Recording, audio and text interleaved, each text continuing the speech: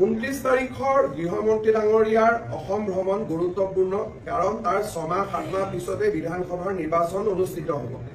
পঞ্চায়তৰ প্ৰতিনিধিসকলক গৃহমন্ত্ৰী ডাঙৰীয়াই দিবলগীয়া ভাষণটোৱে স্বাভাৱিকভাৱে নিৰ্বাচনৰ প্ৰাক মুহূৰ্তত এটা গুৰুত্বপূৰ্ণ ভাষণ বুলি বিবেচিত হ'ব। পলিটিকেল নেৰেটিভ বিল্ডিঙৰ প্ৰক্ৰিয়া ডেফিনেটলি 29 আগষ্টৰ পৰা আৰম্ভ হ'ব বুলি আমি আশা কৰিব পাৰোঁ।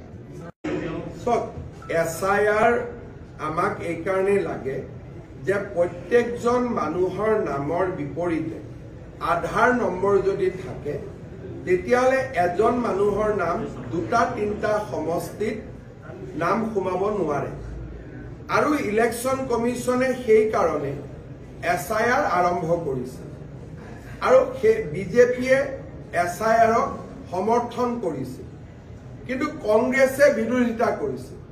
যোৱাকালি ৰাহুল গান্ধীৰ বক্তব্যই প্ৰমাণ কৰিছে যে SIRৰ প্ৰয়োজনীয়তা কিমান।